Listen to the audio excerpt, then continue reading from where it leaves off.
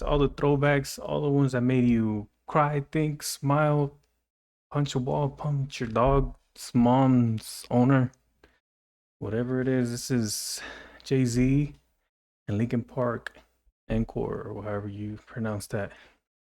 When Jay-Z apparently was gonna retire. Thank you for making all that noise tonight. We really appreciate it. You're far too kind. Can I get an encore? You want more? Cook and roll with the Brooklyn boys. This tour here, where whatever tour this was, I was a kid, major kid, when this was happening, when he was retiring, whatever. I just remember this song. And the thing that stuck to my head was literally just the part where Chester just repeats over, "What the hell are you waiting for?" I never understood what that even meant, but this was one of the dopest collabs like ever. Like Jay-Z getting into that whole world of music, and then with Linkin Park, bro. Let's need y'all to roll. Now, what the hell are you waiting for? After me, there should be no more. So for one last time, people make some noise. Who you know fresher than whole? Riddle me that. The rest of The y'all know beat where I'm so literally dope. at. Can't none of y'all mirror me back. Yeah, hear me rappers like Angie, rappers prime. I'm young H.O. raps, Grateful Dead. Back to take over the globe and break bread. I'm in Boeing chest, global. Obviously, it's live recording, right? But like the official song, dude, sounds so crazy. Like the beat and all that. Obviously, the live version sometimes are dope too, but I couldn't find the visual besides this live one. So what we got? Express out the country where the blueberries still connect. On the low of the yacht, got a triple deck. But when you young, what the fuck you expect? Yeah. Grand opening, grand closing. Goddamn, you been home, crack the can, open again. Who you gonna find opening hand? And RIP Chester, man, that sucks. Like as successful as he was, and many people that he has influenced and helped heal through his music, to still not be able to like to find that peace within his own heart to heal, you know. And that sucks. Literally, I mean, I know Andrew Tate thinks otherwise, that you're just being, you know, a little coward or whatever. With certain things, sure, I agree with, but like cases like that where you literally just can't get over that, like you're constantly just killing yourself mentally, like in being inside your head. And he could have had anything and everything in the world, Chester, I'm talking about, from Linkin Park, and just couldn't find, you know, any type of motivation to stay with us practically, you know, in this world. And it sucks, man. Like he was super influential, like in the whole mental health world. Regardless how healthy mentally people can appear, those healthiest, perfect looking ones are usually the ones that have the deepest shit going on inside of their head.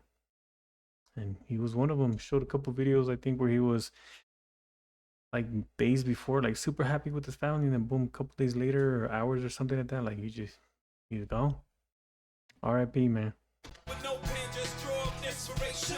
So you gonna see you can't replace him with cheap imitation. Can I get an encore? Do you want more? Cook and roll with the Brooklyn boys. For one last time, I need y'all raw. Now, what the hell are you waiting for? Cheap imitation. With no pen, just draw. I'm gonna replay this part because it's kind of funny because it reminds me of the last job I literally just left a year ago. I'll let me play it first. Inspiration. So you gonna see you can't replace him. That part. Cheap imitation. Can I get an encore? Do you want more? Cook and roll with the Brooklyn boys. For one last time, I need y'all raw. This is like my going away song for the last job I was at for 4 years. So pretty much it was very cheap owners, like super cheap, like cheapest of the cheapest. They will find any possible way to avoid vendoring out things, like anything and everything. So when I got in there, they were literally looking for that somebody that they just didn't have to vendor out to, which I turned it out, me, myself and Hugo and myself, however that the proper English goes. But his name was Hugo and myself. We literally found like the A through Z type way of fixing it ourselves, obviously properly. And there's certain things that they did not want it done properly. We told them like these are the specific materials you need for it to come out good. And they would say like, no, just try to make it work with a band-aid, for example. Anyways, before I left, they had these two doors that they would not close. They're like so they got a couple quotes, and one of the quotes was 1,500 per door. So I messaged the owner later, like my last day of work there. I messaged the owner. I was like, hey, I wanted to ask you literally just as a favor, since I'm moving out of state. I was like, can you do this as a favor? And then I'll fix these 2 doors for you if you pay me off outside of like my wages and just pay me as if I was a vendor. I'll charge you $600 or whatever, and I have both doors done within an hour. So then he calls me, right? Because I texted him. I was like, so he calls me. He's like, hey, so what are you talking about? What doors? I was like, well, these doors, got a quote for like $3,000 to get both fixed. And the guy came, couldn't even fix it, but he said he'll be back. Obviously, he's going to be charging every time he comes out, I think, because he was going to be charging hourly on top of that. He's all right, so get it done. Send me a picture. Tell the manager to call me, and then I'll have her take care of you. I was like, I bet. Not even an hour later, I had both doors fixed. Boom. Send him videos, showed him proof of the functioning doors, this and that. And he's like, I'll be there tomorrow to inspect it. I was like, damn, guy leave tomorrow. I was like, okay, you want me to meet you here? Like, what's the case? Blah, blah, blah, blah. Didn't respond. So, all right, cool. The very next day, I called him, the site, right? And I talked to the manager, said, hey, did the owner say anything? And I had to go through A through Z, be whatever person to basically find who's going to give me my money, right? And I was with them for 4 years. I thought we had created some type of like, like, yo, I got your back. I hope on my way out, you get my back. And this fool literally sends me the check in the mail, right? For $200. I right away start calling him. I was like, yo, what happened? I was like, I thought we agreed to the 600. He goes, he never promised that. Bet. What you made me do, look what I made for you. Knew if I paid my dues, how will they pay you? When you first come in the game, they try to play you. Then you drop a couple of hits, look how they wave to you. From Marcy to Madison Square, to the only thing that matters, just a matter of years. Yeah, fate would have it, J status appears to be at an all-time high. Improving everything, and it's just a matter of time. Well, Gary Vee told Nipsey Hussle on his music, it's only a matter of time. Perfect time to say goodbye. When I come back like Jordan, winning the 4-5. It ain't to play games with you, it's to aim at you. Probably blame you. If I owe you and blow you to spit the rings, I need you to scream until your lungs get sore.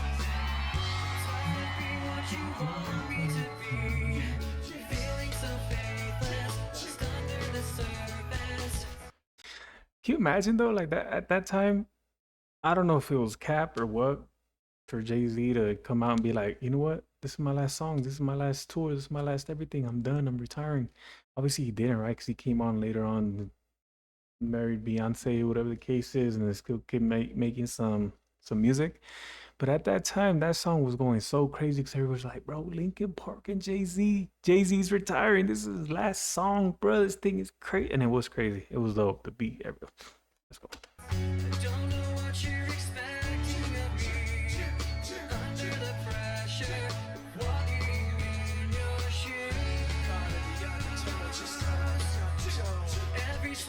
The end of the tour reminds me of Finding Nemo.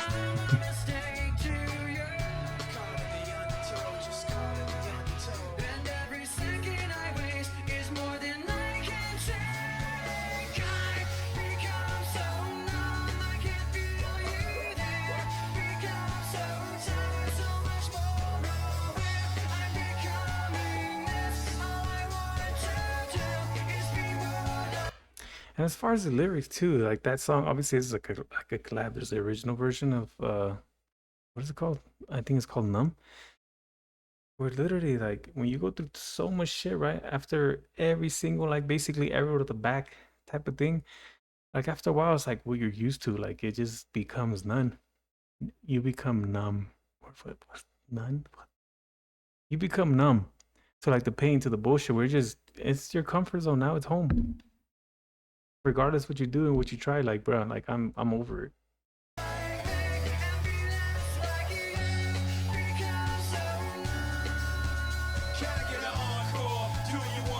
Hey.